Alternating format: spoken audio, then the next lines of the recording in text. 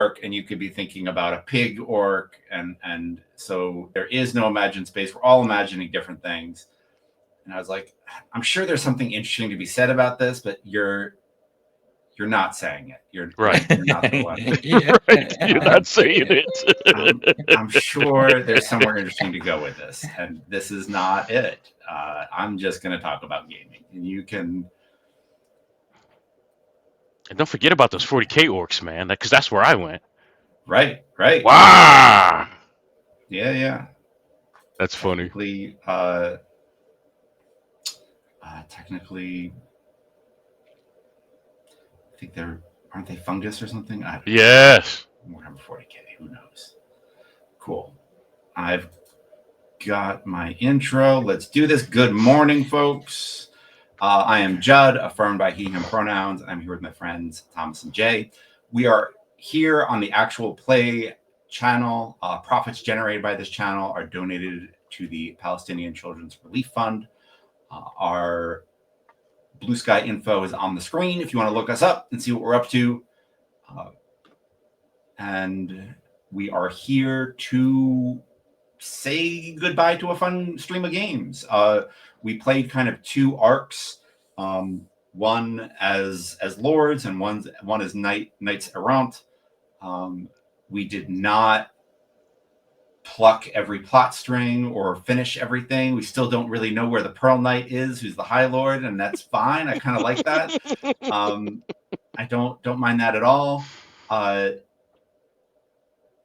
don't mind it because I feel satisfied with where the game went, and if it's really burning on us, we can come back. I've seen games, especially when we record them, where Sean and I had a game where we paused for 2 years and then just came back. So I'm not saying we'll come back, but I'm saying the option is there, which is always nice. And so if at some point we're just we need to go find, where's the Pearl Knight? We need to go do it. We can figure that out, which I think is really cool. We can just listen to the last half hour of the last game and then sort it through, or re-listen to all of it. Which is really pleasant. I want to thank you, Thomas and Jay, for joining me, and I haven't streamed in a while, and so it was really nice to get back on it. And I appreciate you both, getting here and showing up, which turns out in life is the most important part, just showing up. So I appreciate it, and you did more than just show it up. Your contributions were awesome. When I would go back and re-listen to the games, there were more fun write-downable quotes than I even remembered in the game. And so that was really cool. So thank you both very much. I appreciate it. I have a couple of things I want to talk about. I wrote down some notes on things to chat about the last thing. Jay and Thomas, do you have anything you want to add before I kind of launch in? I recorded a podcast last Sunday, and we could have been doing this last Sunday. So if we had, we would have done this, and then I would have gone and recorded it. But the podcast is it's focused on Mythic Bastionland. It's interesting. It's called Smiling Fox. Yeah, and I know one of the hosts, Horst. We've played some games together, and they invited me on. And one of the things I was really excited to talk about was how playing this game with you, Judd, you kind of showed me how to make Mythic Bastionland into this character drama. You know what I mean? If you when I read the game, I wasn't immediately thinking. I didn't know how I would run this game in the sense of my play style is a certain thing. I was if I run this game, I'd have to run it in this OSR kind of way, and let me learn what that is, and then do it in the way that it's supposed to be. Yeah. After playing with you, and something I said on the podcast quite a bit, I was like all the tricks you're doing with asking a question, using that name and connecting that name to a myth, so the myth becomes like a personal thing that we have strong Right. feelings about. All that stuff like took this game and turned it into like a it felt like if we were playing Apocalypse World, how that would feel, or like a lot of other games, right? It didn't feel like a different thing, and instantly but more than that, it is like I now feel like, oh cool, I can run this game, like I can have a great time with it, I can do the thing that I like, which is like setting up these characters to have like a lot of feelings about what they're doing and things like that. So yeah, I wanted to call that out as like, I think if people watch these streams, like that's what they're gonna get. They're gonna get a lot out of that. Yeah, it felt real natural for a couple different reasons. I think the first was that I had a couple of names from the first 6 myths I chose, and when I asked you questions and you talked about your backgrounds or your characters or like how you thought the characters grew up or whatever, I was like, oh, there's an NPC in that myth that like fits perfectly in that, and so it just fit. And the other like possible thing is that I just play Burning Wheel with everything and I can't stop. And, and Can't stop. I'm a one trick pony, and I like that trick, and I'll just do that trick until I die. So that could be it too. But anyway, same. thank you, Tom. Yeah, same. It's a Burning Wheel with a sweater on, or a hat. Yeah, or like, or Converse shoes. Yeah. It's funny. I was on a Reddit yesterday and someone was talking. There's a thing that people talk about now, and I think it's mostly folks who talk about who come up from watching, high end actual play streaming. And they were like, "Hey, how do I set up a character arc? With the characters in my game?" And I was like, "Well, do you want to set up character arcs, or do you want to set up character questions? And then you find out, is my character really the hero I'm hoping? Boom, go." And so I looked at the post that I read, and I sent it, but I was like, am I just telling them to put Burning Wheel beliefs in their game? Is that really just what I'm doing? Like, is that all I ever do? Is that my advice every time? But I do like the play to find out ethos, and I like showing up and just being like, I don't know, they're gonna try to go up a mountain, and I have no idea what's gonna happen. They might die on that mountain. They might, I don't know. Yeah. Anyway, thank you, Thomas. I appreciate that. I can't wait to listen to Smiling Fox. I liked that podcast from the start, so I'm excited to hear you on it. That's really cool. Same. Jay, any other thoughts before I kind of launch into the list a little bit? Yeah. This is the second game you've tricked me into going out and buying. The first is Under Hollow Hills, because I remember when you pitched it. You pitched it with 2 or 3 other games, and we're playing with some other folks, and we're going to vote. And I was like, why do you put that in there? What's wrong with Judd, right? I want to play some circus game. I was cranky about it. I was. You were really cranky. Yeah. And then everybody, I'm like, I'm not going to worry about it because nobody's going to pick that game. We're going to play something else, and it's going to be fine, right? And everybody unanimously, except for me, I was the holdout, right? Mm-hmm. That game was awesome, and I'm glad I played it, and I ended up going to buy it. And it's one of my favorite Baker games. I love it a lot. It's another throwback game for me, definitely. And I think I've run it a couple more times face to face. I think I've gotten better at running it now. Yeah. I think if anyone's earned the right to be like, whatever you make, we gotta try before we say anything. Right. Right. Like, right. And it's true. But I was like, I know why you picked it, but I want to be in a circus. So Mythic Bastionland was the same. I've said it before. People could be mad, but remember, I'm a brown man in America, and that's how I grew up. I'm just not into King Arthur like that, right? Yeah, Or yeah. the Pendragon cycle and that kind of stuff until I am. So the Pendragon campaign I was all about, but it's got a lot of crunchy mechanics that grabbed me and I was interested in, right? Here I would have skipped over this because in my head there's a ton of Mythic Pendragon Knight kind of stuff out there in the world, and I would have just lumped this into that.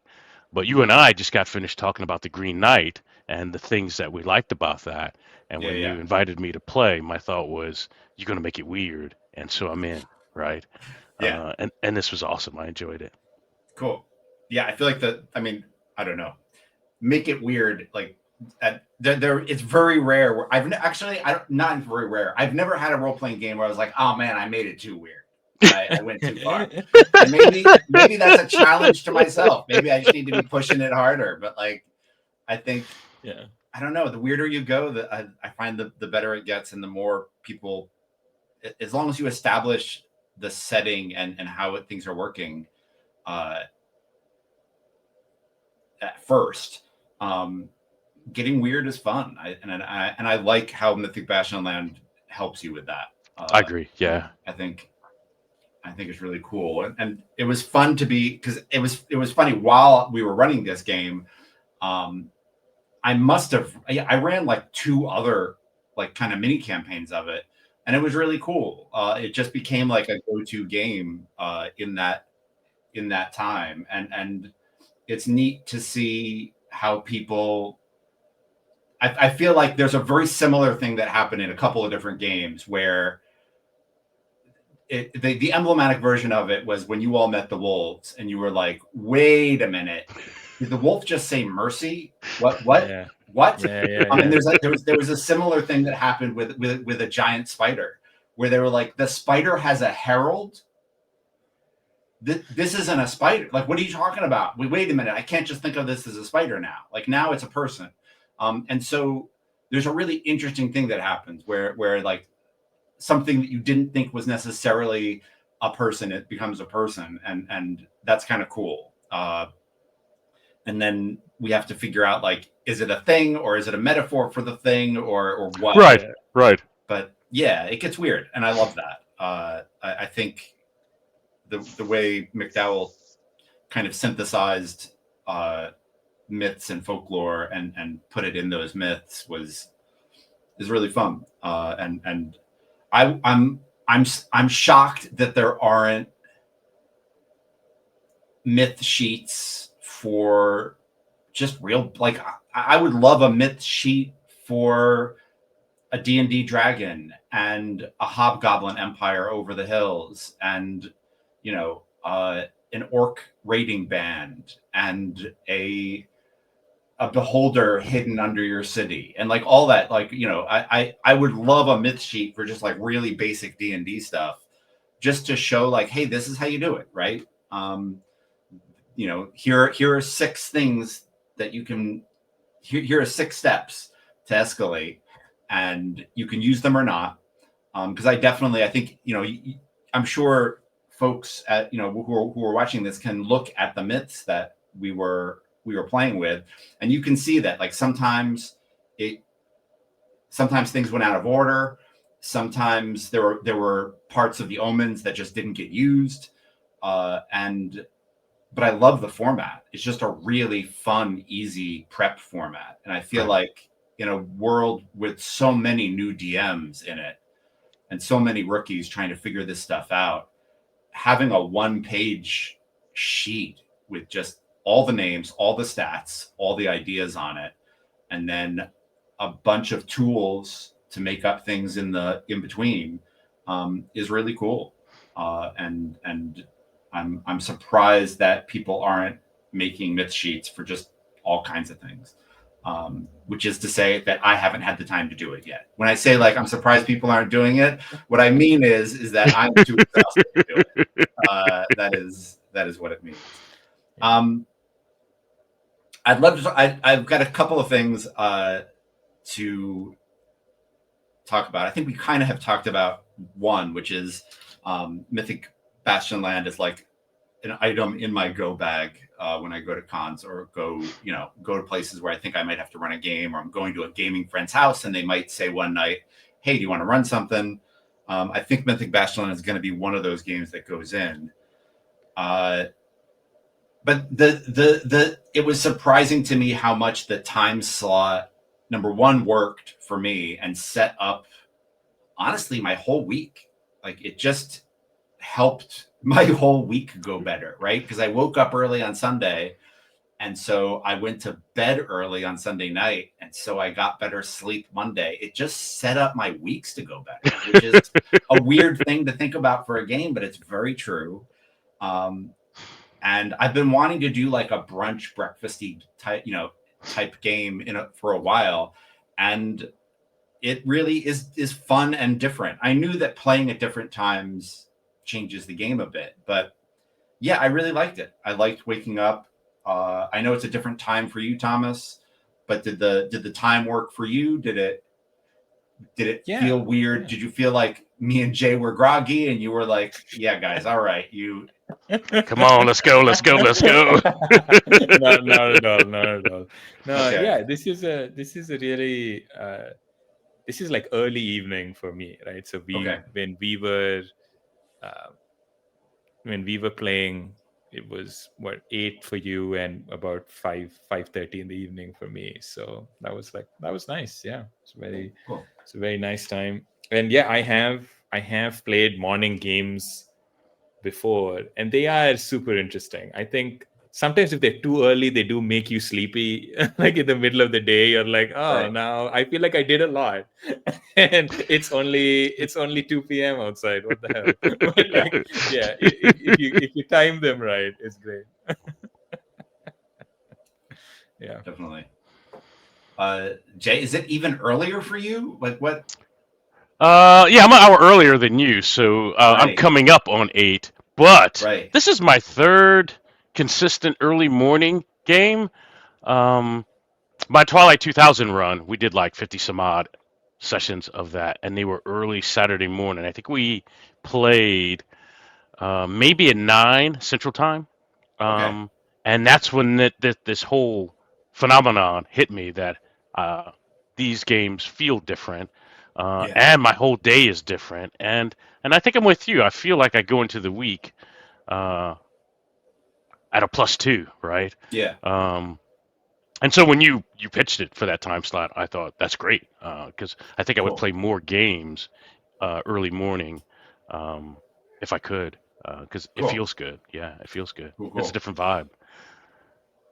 Well, if you don't sweep up the Sunday morning thing with your Apocalypse World, I will probably end up doing something on Sunday morning. And I'm thinking it might be 2026 before it gets going, but I'm thinking of something where it's like catch as catch can, come when you want and don't show, if you can't show up, it's not the end of the world. We've all kind of gotten back to town and reset.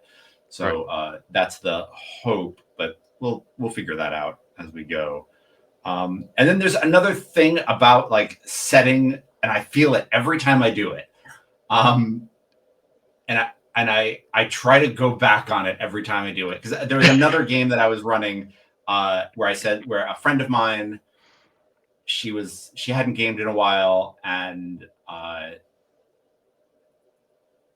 she was like, we had reconnected, and she said something like, I think I'm ready to game again. After a lot of things had been rough in my life, I think I'm ready to do it. And I was like, all right, I gotcha. And so for, I think the 3 Saturdays in September or 3 Monday nights in September, we gamed.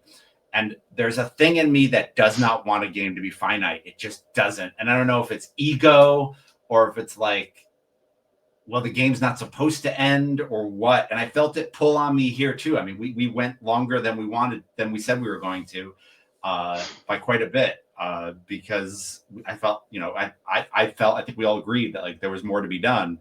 But yeah, I don't know if there is that thing of like, hey, we'll play 3 games. And there's something in the back of my head that's like, we're not going to play 3 games. It's going to be more than 3 games. Like the games are going to go great. And then we're going to want to play more. And I don't don't like lying to my friends. Like, I feel like it makes me lie to my friends, and I'm not lying, but there is just something in my head that's like a really good game goes for years, and if you stop, wow. it's not. Right. It's not. It must have not been that good, right? People can walk away from it, and that's not true. I know Right, that's not true, right. but I can't shake it. So anyway, I wanted to say that out loud because I feel like No, it's a thing. it is a thing. It is a thing. I will say the most freeing thing for me, because I used to have the same thoughts, and I don't want to be the grandpa. I used to have the same thoughts. The most freeing thing is when I say, "Hey, let's get together." Up like this Apocalypse World game coming up. I'm gonna do. I'm gonna pitch it, and I'm gonna say we're gonna play like I don't know 4 to 6 sessions, right? And I say 4 to 6, and then once I have the people, I'll say about 3 or 4 sessions in, right? I'm gonna check in to see if we're gonna option those other 2 for 6, right? But at 6, we're done, right? We're done, and we're walking away, right? And that's freeing for me because I'm playing whatever shows up on the table at 100, right? And then when it's all done and done, there'll be loose threads, there'll be stuff we didn't explore. I'm okay with all that. The players are not, but I'm not the player. I'm the guy running the game. And at 6, we're done, and I'm walking away, right?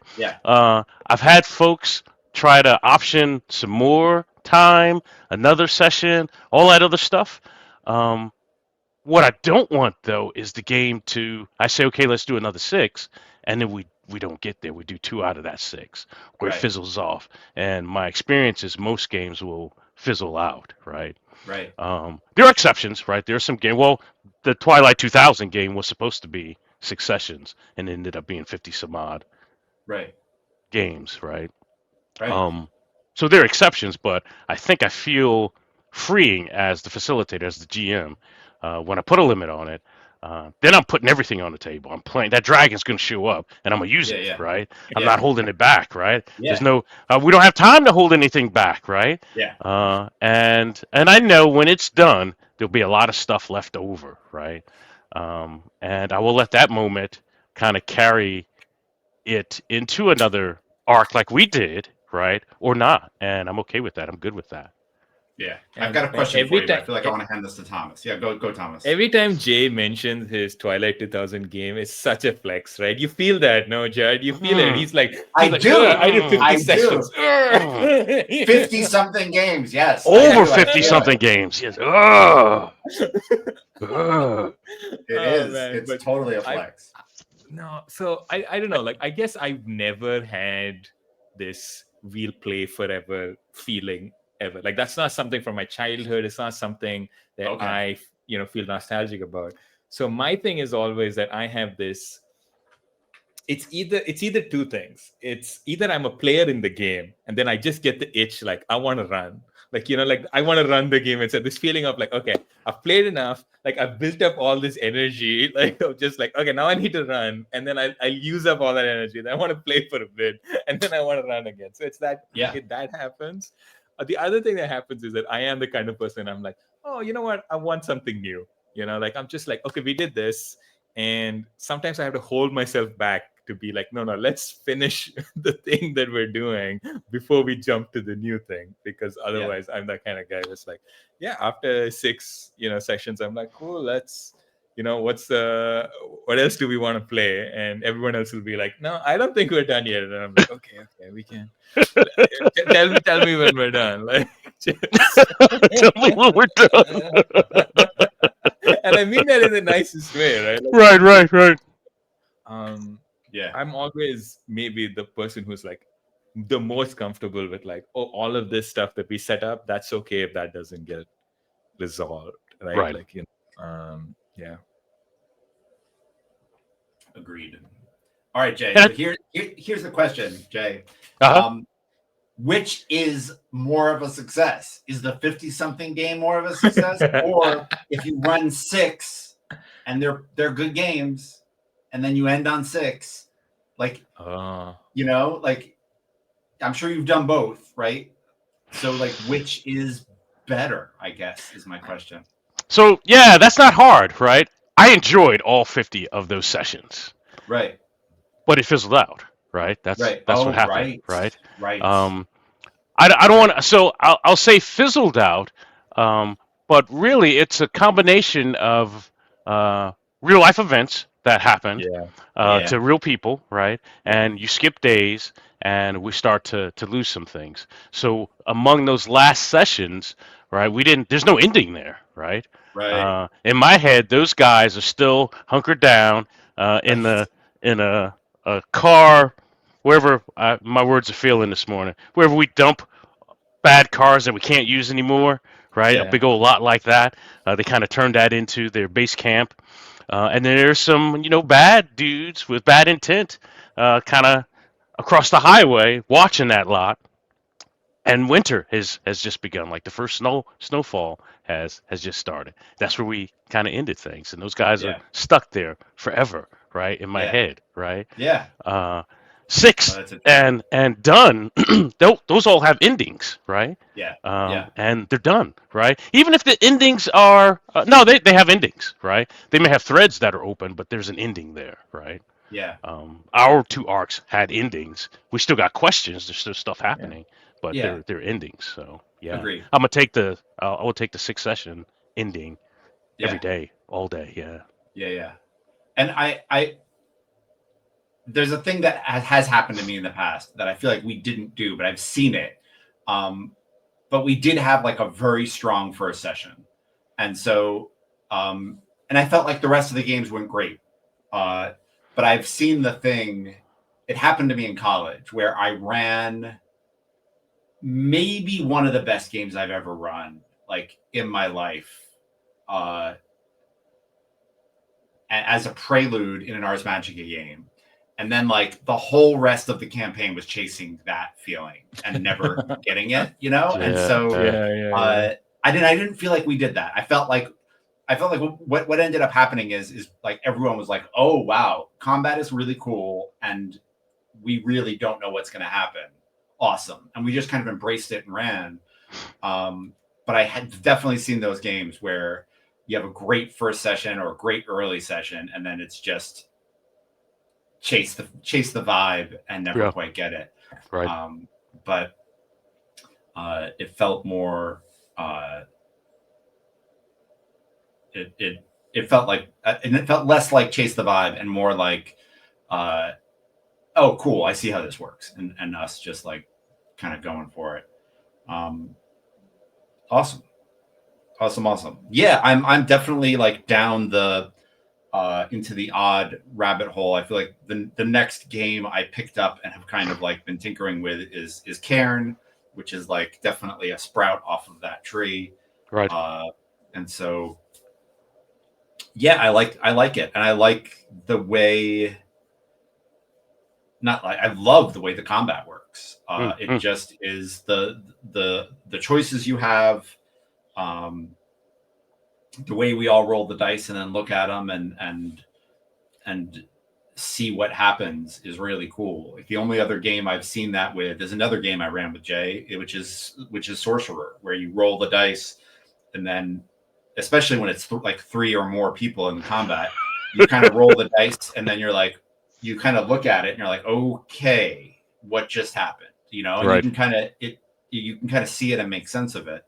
But it's an interesting, a really interesting thing. I love that kind of almost like it's like you're reading the bones a little bit, Right. You everyone rolls and then you kind of see what happened, and how it went. And that was a lot of fun. And I feel like I was just getting into okay, there are other things I can do with this in the kind of last duel with the elf, where the elf was kind of trying to stay distant. Yeah. Keep moving. And that was fun. That worked. And I didn't feel like I was just beating the heck out of one of my players for no good reason. And like using a loophole in the rules to Right. your character, right? I was gonna say I felt like over the course of both arcs and all the sessions, the 3 of us were getting better at using the mechanics, and specifically the combat mechanics. We were choosing smarter, more tactical options as the sessions went on, and I love that. Yeah. Same. Cool. Cool.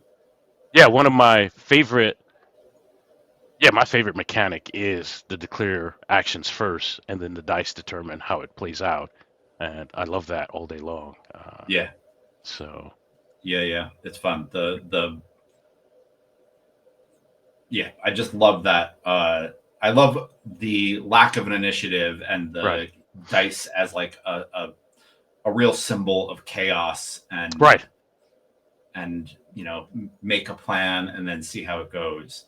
And it made duels specifically very exciting, right? Like Yeah, they got right. a lot of juice out of like these like duels, which in a lot of games you just can't do. Like they just don't work, right? Like they're not built to allow for that kind of stuff to be particularly interesting. Yeah. It's there's something to it. I've been watching the 4th season of Critical Role, and the amount of tension and energy that is drawn up from it's different with this, but like there's a thing that happens when you have the D20 and 5% of the time you roll, you get that 20, and everyone kind of like, oh, 20, oh my goodness. It's this thing. Blackjack. It's this thing. Yeah, well, yeah, but it's a big part. It's a huge part, I would say, even of the actual play drama of like rolling 20 is a huge deal. But there's like another thing that can happen in these games where you roll and everyone's looking at the dice and like realizing what just happened and like, oh no, right, oh no, oh, are you dead? I think you're dead. Like what just happened? And and I think like the best example for me is Thomas saying, if we stay in this, we could win, but you could also die. Like, this could end with, we could also win and you could die. Like, and it was a cool moment of like, no, I'm staying in it. Like, I understand what it means and I'm staying in it anyway. And, I don't know. I like I feel like they're two different dice philosophies. And I like this one of like rolling and then looking at it. And I love how like there's a thing that happens when you're looking at we're all looking at it. Because we're using the die roller where we all can all see it at once. And it's like, uh-oh. Like, and you can kind of see the dread and it's cool. I like that. I like that a lot. I'm curious. I don't know. It's just fascinating, like watching the way the dice, really in a tangible way affect the way things happen at the table and the way drama is and all of it. It's really and I think being knights helps with that a little bit, because in our first session, like when Jay's character died in that duel, like that was something that I could really sort of care about and became like the big thing for my character for the next couple of sessions. And you can do that in any game, but there was something to the fact that I was like, this is my liege lord and like I'm now got his responsibility. There's a lot of like story there that comes from the fact that they're knights and doing this. Yeah, definitely. And there's also something in how vague it all is, right? Yes, we're knights, but we get to kind of decide what that means to us, and we get to figure that out, and what does being a lord mean, and all of it is really kind of cool, and I like that. I could see it getting pretty pedantic pretty fast if you're playing with the wrong folks. But and you can see it because we played such different nights the second time around, right? Oh, yeah. Like we were like, yeah. So it's a completely different game, tone wise to some extent. Like, yeah. And it's cool that is part of the. I mean, that's like first page character creation, right? Like, hey, what what kind of knights do you want to run? Council knights, tenant, or errant. And I like that it doesn't have to be like this buildup of like, right. We've earned this, so this. It can just be like, well, let's explore this with fresh eyes and look around and see what's going on. I like that too. I love that part of it, and I love seeing people I don't know, make that choice and it was neat. I had one game that I was running in September where a friend of mine played a really cool lord, and with everything going on in the US right now, it was just like, wow, watching a good leader is just really nice right now. And I made a thing out of one of her quotes because she said something like, "We will deal with this with empathy, but our axes will be sharp." And I was like, oh shit. Like I feel that. Like I want that tattooed on my chest right about now. Like it's cool how I feel like knights are a real vague thing in all of our minds, and so we can kind of decide what knights mean, what lords mean, what all of it, because they don't tell you what. I love the parts of the book that are vague. I love the line about religion where they like, it's like, I don't even know where it is. I couldn't even find it in the book, but the line is something like, some people worship the stars, some people worship their ancestors. I don't know. Some people worship trees. You'll figure it out. And it's great. I love it. I'm like, cool. Let's do it. Yeah, that's perfect. That's the perfect amount of things of guidance. I like the book a lot, and I've also seen the random tables, the way the 72 myths and the 72 knights have stuff written on the bottom, super useful. The spark tables at the beginning of the book, I can't even tell you how great they are. I actually had a game where it started with something from the spark table and not with a myth at all.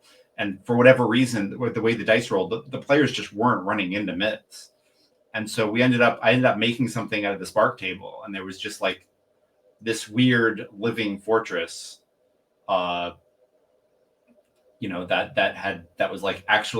was a fortress and also a beast that had been put there by an empire and then abandoned. And so it was hungry and alone and weird, and it became a weird thing, right? And it just it was out of a spark table roll that was like, I think it was like living ruin, and so I was like, what the hell does that mean? And so what does that mean? Yeah, and I love that. I love the tables. Just great stuff. I cannot say enough nice things about the book and the game. We just lost Jay. I don't want to end it with him swirling out. I'm sure Jay will be back in a second. Yeah, he'll be back. But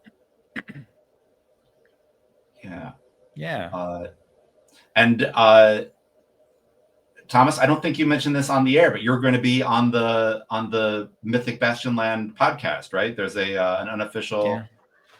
It's Smiling Fox. It's an unofficial Mythic Bastionland podcast. But I'm going to be on it, and I'll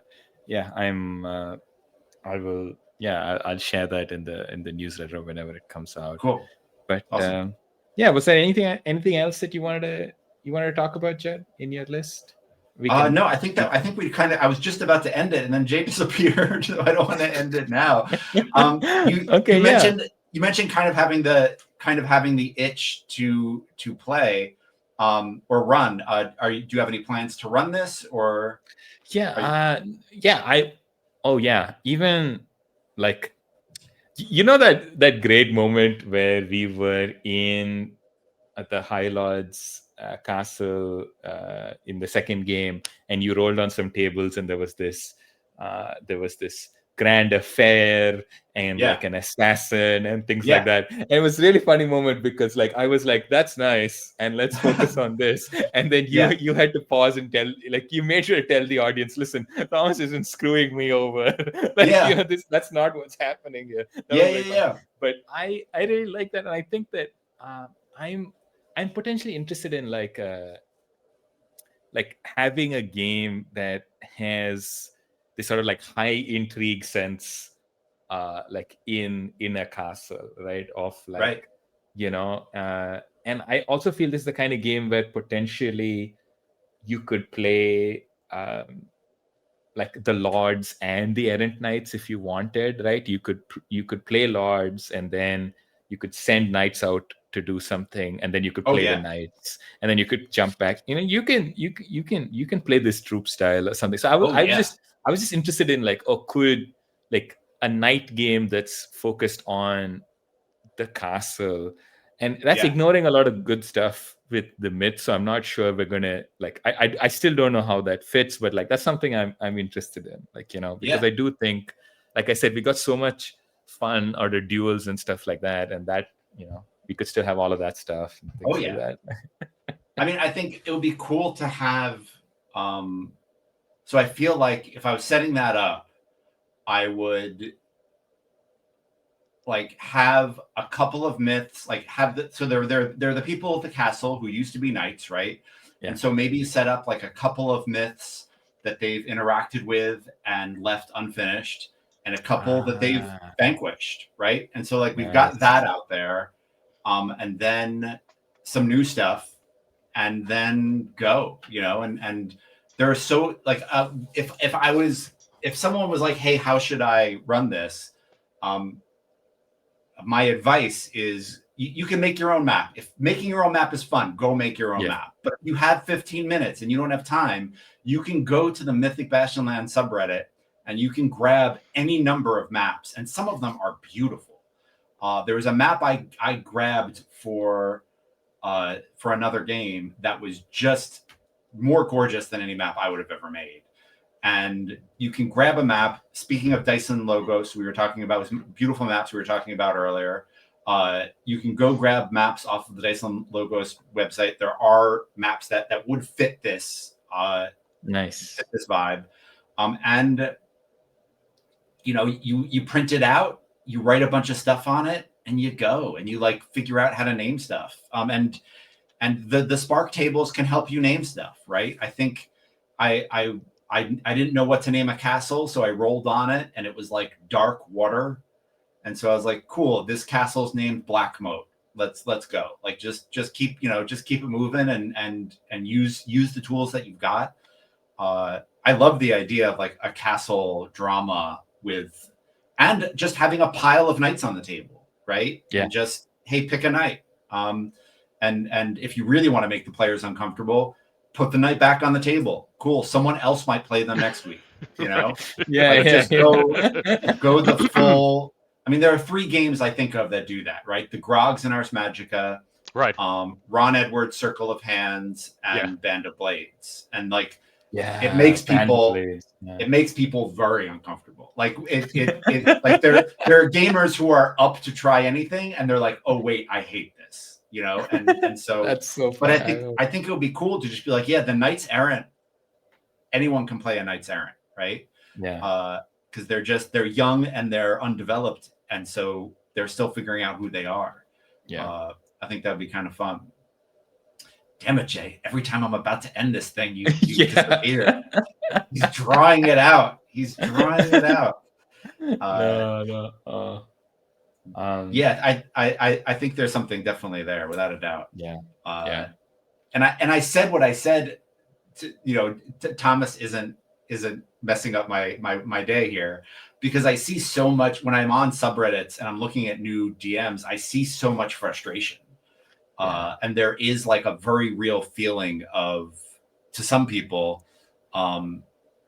that there are players who don't appreciate their GMs, and so they just do whatever they want, and they're chaos goblins, and they run away from the prep, and so I didn't want people on YouTube watching this and being like, oh my god, I'm stressed out. Yeah. That was really nice. Hey Vijay, we're glad you're back. We were just thinking about ending. Yeah. I might have to start a fun Jay's new computer fun thing or whatever. This thing just keeps crapping out. It's overheating because of the streaming. It's old. All right. Jay, anything else you want to kind of add before we head on out? No, I enjoyed both arcs of Mythic Bastionland, and now I own a hardcover copy. So thank you for running this. This was fantastic. Yeah, you're very welcome. You're very welcome. Cool. Yeah, my pleasure. I love these dang games, and it's a pleasure to play them. It was a pleasure to seeing you again, Jay. It was a pleasure to sit down and game with you, Thomas, and get to know you better. And I love this stuff. I feel like there's like a step of that I've seen in the last bunch of decades of going from online acquaintances to friends, and like the last step is sharing a meal, Thomas. That's all we have to do. Yeah. And you're in the club. You're in. So it's cool. I love that. I love making friends through games. Is just the coolest thing. Yeah. So that's really the best part. The real myths are the friends we made along the way, and it's not going to get better than that. I'm ending it.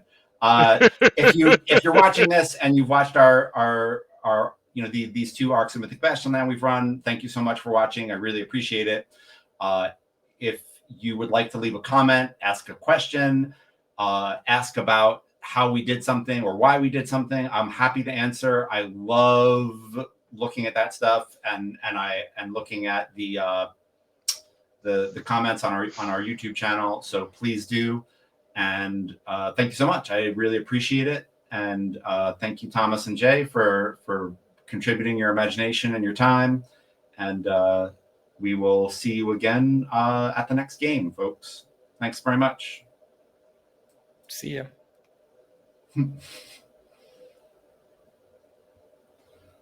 Cool.